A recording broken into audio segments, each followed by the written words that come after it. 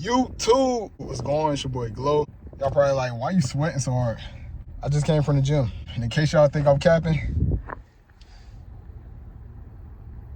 we still here. Today's topic is, today I'm gonna be chopping it up with y'all about my experience, about my first trucking job. My first trucking job was an eye-opener experience. I started a new career. I didn't know what to expect. And I'm gonna just let y'all know. All right, y'all, we back. I made it home. I cooled off a little bit. Where was I?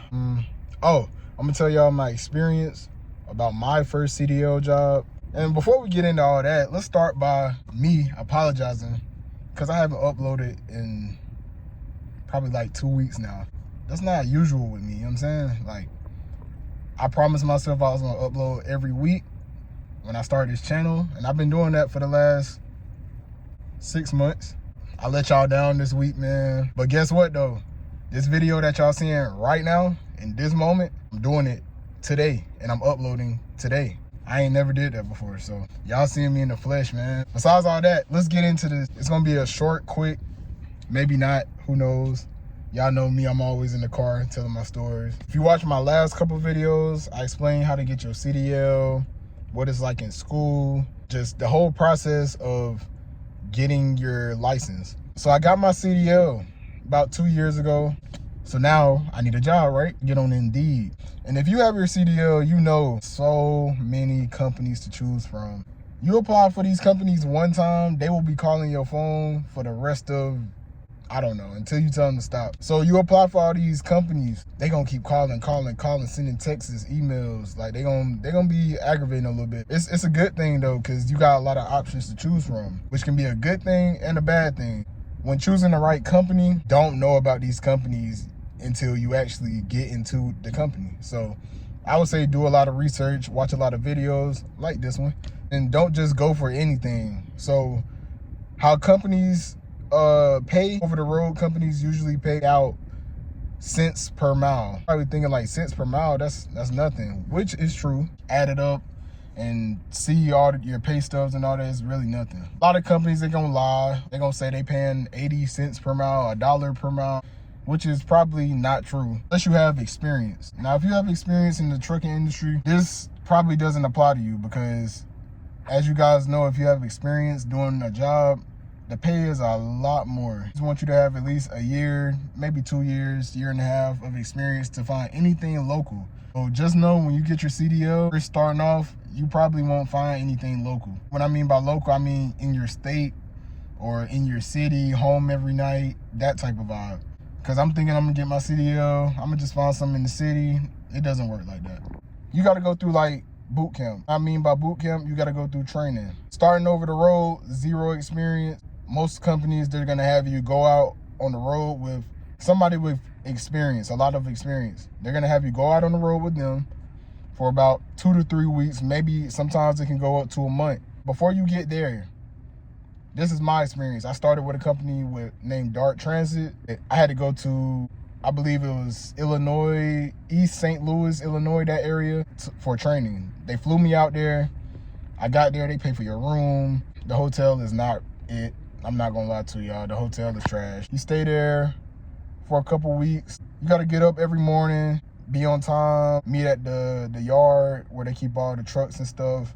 We practicing. Everybody there does not have their CDL. Some people are in the process because some companies will pay for you to get your CDL. I wouldn't go that route. They can lock you in on a contract to where you can't leave. And if you do, you have to pay them back. I would just pay my own money. I don't like being in contracts, just my experience in the military. I don't like being in contracts feeling like I can't come and go as I please, you know? Practice. Then you get to the test part, testing you to see if you really can back up, you really can park, you really can do all this stuff.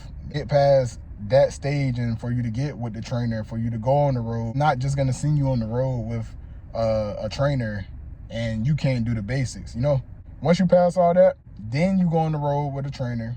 I pray that if you're in the process of doing this right now, I pray that you find a trainer that is cool, clean, and just understands you know what I'm saying? That's the scary part. You going on the road with a person you don't know, and you have to live with them 2 to 3 weeks to a month, however long your company says you have to do this. You're living out a suitcase, 2 people in a truck, you don't know them from a can of paint, on the road all day, every day. You have to open up. That could be very difficult. My experience, I passed my test, my road test, blah, blah, blah. I get this trainer. I really don't remember his name. I wish I did. I don't care. This is raw and uncut, y'all know. He better be lucky I don't know his name. Cause, yeah. Get the trainer, right?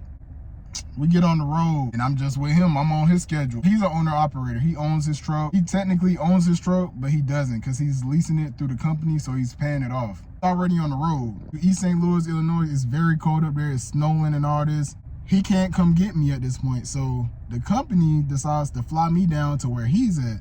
He's on his way to Dallas. So I fly down to Dallas.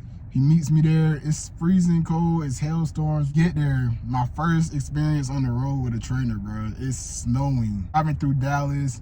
I think we're heading to, I believe, Arkansas, or he drives us out of Dallas. He stops before the Texas-Arkansas line. He lets me get in, get me the feel of it.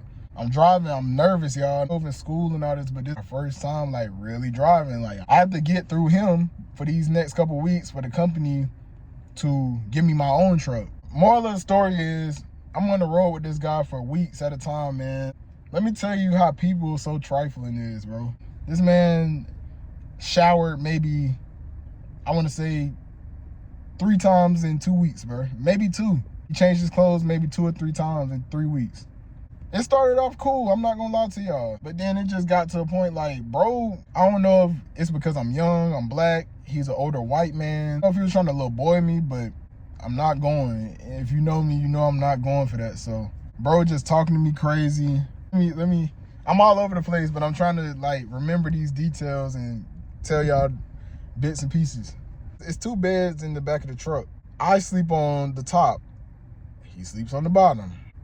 He has a rug by his bed. Like when he hops out of bed, no shoes on, it's cold in the truck, he can just put his feet on his mat. But it's so dirty, bro. It was white once before, but it's brown now.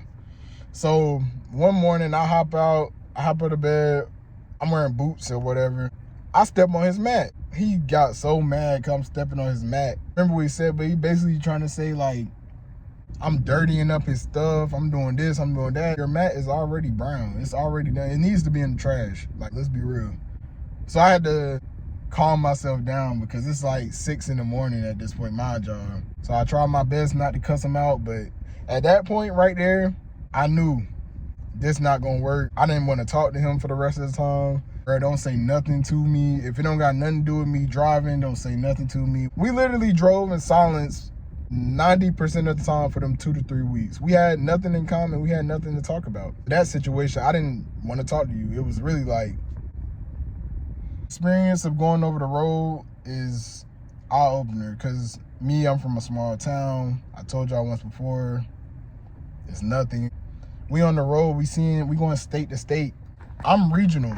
And if you know anything about regional, you don't go from East Coast to West Coast. You have like a little lane, certain states that you will hit. So I was like in the Midwest region type thing.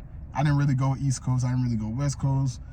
I really stayed Texas and up. I hit Arkansas, Indiana, Illinois, Kansas, all these different states. I'm seeing that I never saw before. So it's eye-opener. Like I'm excited, but I'm still mad because I'm stuck in the truck with this dude. And he nasty. He's chewing dip. It stinks in the truck, like literally stinks. His feet, his socks is brown. They was once white. He got his feet on the dashboard. He thinking I'ma just crash his truck and like, bro, I'm not gonna mess your truck. I knew how to drive. I was nervous, but I still knew what I was doing. And that experience it's not like no other experience. I'm telling y'all got to experience it for yourself. If you ever get your CDL and you go through that situation, come back and let me know how it is. Cause I talked to my peers and my friends that I met like with the company, and they all had cool trainers. They all had like, they got along. It's always me, bro. Moral of the story is I got through the 2 to 3 weeks. Tell me If you ever need anything, you got my number. Just call me, you know what I'm saying? Try to get on the road. Something ended up happening, and I tried to call my trainer because he told me, right, call him if anything happens. Didn't answer. I called him 3 times back to back to back. He didn't answer no times. I called him later on that night, still didn't answer. So I just blocked him at that point. People would just tell you anything, bro. But yeah, man, when I got my own truck, that's when it really got interesting for me. I remember just getting my truck. The company was very unorganized. It was always a problem with my truck. I always was sitting, and when you're sitting, you're supposed to get paid while you're sitting. They weren't trying to pay me. Just a lot of stuff just added up, so I ended up just leaving the company. My thing with over the road is, I know you have to start somewhere, don't get me wrong. If you don't have experience in this, they will treat you any type of way. They'll give you the worst truck they can find. They'll pay you the least amount that they can. Always check your pay stubs. They'll try to get over on you. One of my problems was I'm waking up early. I'm a natural early person. I wake up early every single morning. I'm thinking I'm gonna have my load already. What I do is do my pre-trip inspection on my truck and hit the road. Didn't work like that. I wake up, I'm waiting, contacting dispatch, where's my load? They send it whenever they want to in the afternoon. Pretty much if they send a load that late in the day, they expect you to drive all night because they want you to get as far as you can before you run out of hours. If you know this about being on the road and you sleeping at truck stops and you parking at truck stops, 5, 6 o'clock, it's over with. You're not gonna find a parking spot. You can't park on the side of the street. You can get fined for that. Like truck stops, that's where the shower is, that's where the food is at. You don't want to be in the middle of nowhere. Our favorite was Love's. Only showered at Love. It was the cleanest to me. Road is definitely not for the weak. Like I say, do a lot of research before you get into it. Before you get into anything, do a lot of research, first of all. My experience, it may not be like your experience. Would I do it again? I think it would have to make sense, but right now, I kind of want something more local or part-time. The goal in trucking is not to work for a company for 20, 30 years, so don't let anybody fool you with that one.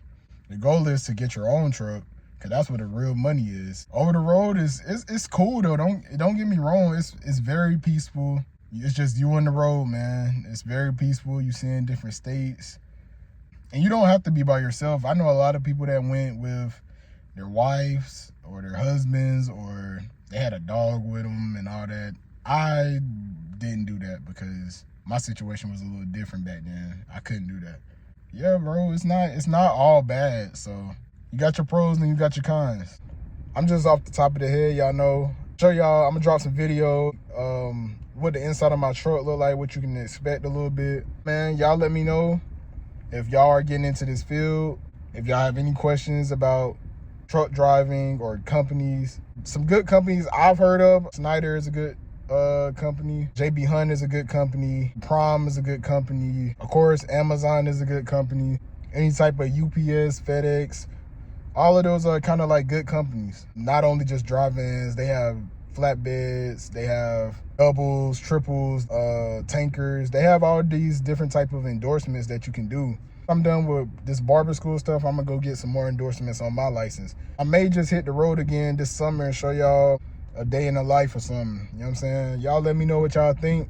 That's my experience off the top of my head. Let's go.